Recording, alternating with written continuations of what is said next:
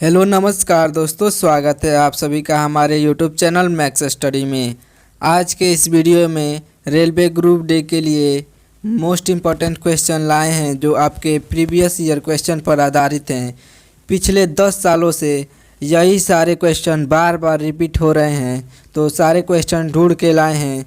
इस वीडियो को शुरू से लेकर अंत तक ज़रूर देखिएगा, आप बहुत ही अच्छे से पेपर की तैयारी कर पाएंगे। तो चलिए वीडियो को शुरू करते हैं। आपका पहला प्रश्न है, भारतीय संविधान का कौन सा भाग संविधान संशोधन से संबंधित है? भारतीय संविधान का कौन सा भाग संविधान संशोधन से संबंधित है? दोस्तों, क्या होगा इसका राइट आंसर? ऑप्शन ए है भाग 18, ऑप्शन बी भाग 20, ऑप्शन सी भाग 17, ऑप्शन डी भाग 10। आपका राइट आंसर हो जाएगा option number B. Option number B आपका राइट आंसर हो जाएगा बिल्कुल। आपका अगला प्रश्न है दोस्तों, आपका अगला प्रश्न है, भारत में प्रोजेक्ट टाइगर किस वर्ष शुरू किया गया था? भारत में प्रोजेक्ट टाइगर किस वर्ष शुरू किया गया था? दोस्तों, आपका ऑप्शन है 1975, 1972, 1985 या फिर 1977। दोस्तों, इसका भी right answer option number B यानी कि 1972 हो जाएगा। आपका अगला प्रश्न है दोस्तों, आपका अगला प्रश्न है, किस रोग के रोकथाम के लिए बीसीजी का टीका लगाया जाता है? किस रोग के रोकथाम के लिए बीसीजी का टीका लगाया जाता है? आपका ऑप्शन है टीबी, पोलियो, मलेरिया या फिर चेचक। दोस्तों, आपका राइट आंसर होगा ऑप्शन नंबर ए। ऑप्शन नंबर ए यानी कि टीबी रोग का रोकथाम के लिए बीसीजी का टीका लगाया जाता है। आपका अगला प्रश्न है दोस्तों, भारतीय कृषि अनुसंधान संस्था कहाँ पर स्थित है? भारतीय कृषि अनुसंधान संस्था कहाँ पर स्थित है? आपका ऑप्शन है लखनऊ, नई दिल्ली, कोयम्बटूर या फिर करनाल। आपका राइट आंसर इसमें से होगा ऑप्शन नंबर बी। आपका राइट आंसर होगा ऑप्शन नंबर बी यानी कि नई दिल्ली। दोस्तों, आपका अगला प्रश्न है, भारत में हरित क्रांति के जन्मदाता कौन हैं? भारत में हरित क्रांति के जन्मदाता कौन हैं?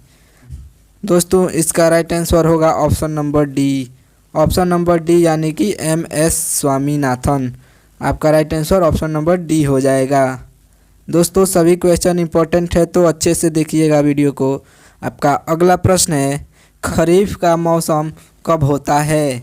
आपका ऑप्शन है जनवरी, अप्रैल, जून, सितंबर, अक्टूबर से लेके दिसंबर। दोस्तों, इसका राइट आंसर हो जाएगा option number C. Option number C यानी कि जून से लेकर सितंबर तक खरीफ का मौसम होता है। आपका अगला प्रश्न दोस्तों, किस रोग का पता लगाने के लिए एलिसा परीक्षण किया जाता है? किस रोग का पता लगाने के लिए एलिसा परीक्षण किया जाता है? आपका ऑप्शन है कैंसर, यक्ष्मा या एड्स, टाइफाइड। दोस्तों, इन चारों ऑप्शन में से आपका राइट आंसर क्या होगा? इसका राइट आंसर हो जाएगा ऑप्शन नंबर सी, एड्स का पता लगाने के लिए।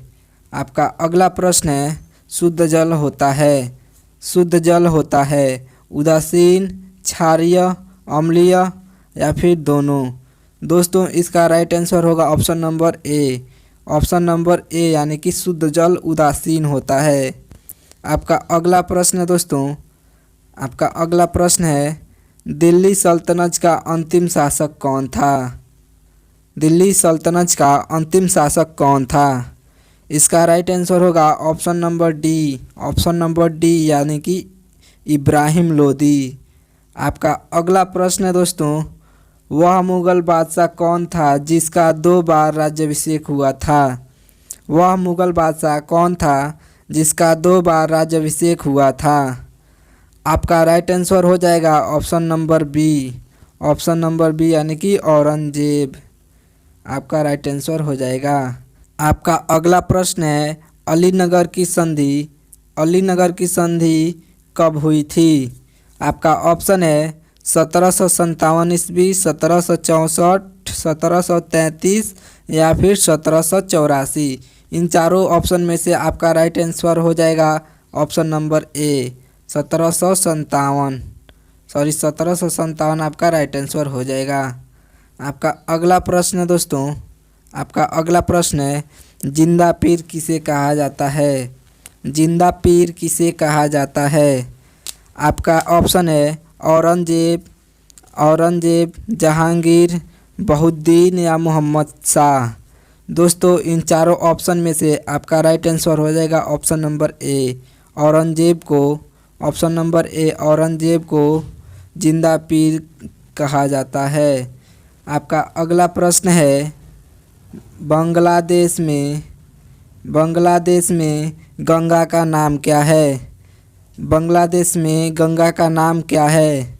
तो इसका राइट आंसर हो जाएगा ऑप्शन नंबर सी आपका राइट आंसर हो जाएगा।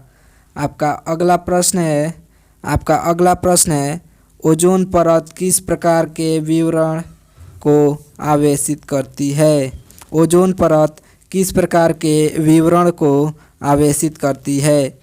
इन चारों ऑप्शन में से आपका राइट आंसर हो जाएगा ऑप्शन नंबर डी परावैंगनिक विकिरण आपका राइट आंसर हो जाएगा। आपका अगला प्रश्न है सतलुज नदी भारत में किस दर्रे से प्रवेश करती है? सतलुज नदी भारत में किस दर्रे से प्रवेश करती है? दोस्तों आपका राइट आंसर हो जाएगा ऑप्शन नंबर बी यानी कि शिपकिला दर्रा राइट आंसर हो जाएगा। आपका अगला प्रश्न है कबड्डी में प्रथम अर्जुन पुरस्कार विजेता कौन था? कबड्डी में प्रथम अर्जुन पुरस्कार विजेता कौन थे? आपका राइट आंसर हो जाएगा ऑप्शन नंबर ए। आपका राइट आंसर होगा option number A Sahanand Mahadev Shetty आपका राइट आंसर हो जाएगा। आपका अगला प्रश्न है छन्नूलाल मिश्र किस संगीत वंश से संबंधित हैं? दोस्तों छन्नूलाल मिश्र किस संगीत वंश से संबंधित हैं? आपका ऑप्शन है दिल्ली संगीत घराना, आगरा संगीत घराना, किराना संगीत घराना, जयपुर संगीत घराना। दोस्तों इन चारों ऑप्शन में से आपका राइट आंसर होगा ऑप्शन नंबर सी यानी कि किराना संगीत घराना। दोस्तों याद रखिएगा। आपका अगला प्रश्न है रेखीय संवेग के मापन की इकाई क्या है? रेखीय संवेग के मापन की इकाई क्या है? दोस्तों इन चारों ऑप्शन में से आपको राइट आंसर बताना है। इसका राइट आंसर होगा ऑप्शन नंबर डी यानी कि किलोग्राम मीटर प्रति second. Option number D kilogram metre प्रति सेकंड। आपका अगला प्रश्न है ज्योति तीव्रता का मात्रक क्या होता है? ज्योति तीव्रता का मात्रक क्या होता है? दोस्तों आपका इन चारों ऑप्शन में से राइट आंसर होगा ऑप्शन नंबर बी यानी कि कैंडेला आपका राइट आंसर होगा। आपका अगला प्रश्न है दोस्तों, आपका अगला प्रश्न है राष्ट्रीय ग्रामीण रोजगार गारंटी अधिनियम किस वर्ष पारित किया गया? राष्ट्रीय ग्रामीण रोजगार गारंटी अधिनियम किस वर्ष पारित किया गया? आपका ऑप्शन है सन 2005, 2009, 2008 या फिर सन 2010। इन चारों ऑप्शन में से आपका राइट आंसर हो जाएगा ऑप्शन नंबर ए सन 2005 में। आपका अगला प्रश्न है नर्मदा और ताप्ती नदी किस दिशा में बहती है? नर्मदा और ताप्ती नदी किस दिशा में बहती है? आपका चारों दिशाओं का ऑप्शन है पूर्व, पश्चिम, उत्तर या फिर दक्षिण। इन चारों दिशाओं में से आपका राइट आंसर क्या होगा? नर्मदा और ताप्ती नदी किस दिशा में बहती है? इसका राइट आंसर होगा ऑप्शन नंबर बी पश्चिम दिशा में बहती है।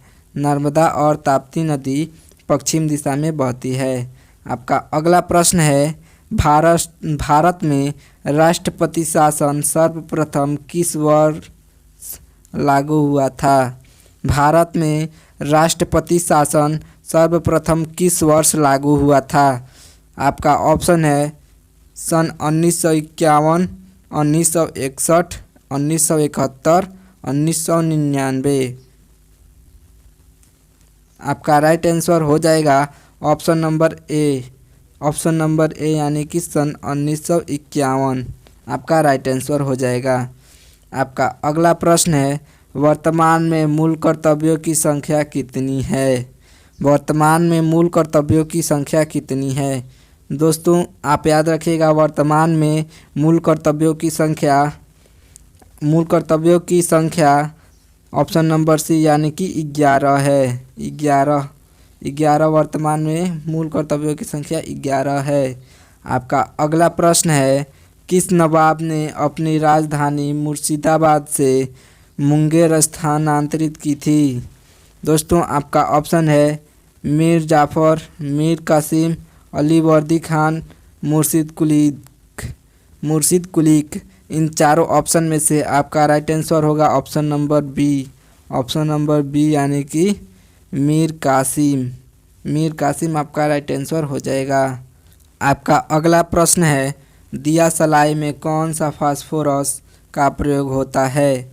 दिया सलाई में यानी कि माचिस में कौन सा फास्फोरस का प्रयोग होता है? दोस्तों आपका राइट आंसर हो जाएगा option number D. Option number D यानी कि लाल फास्फोरस का प्रयोग होता है।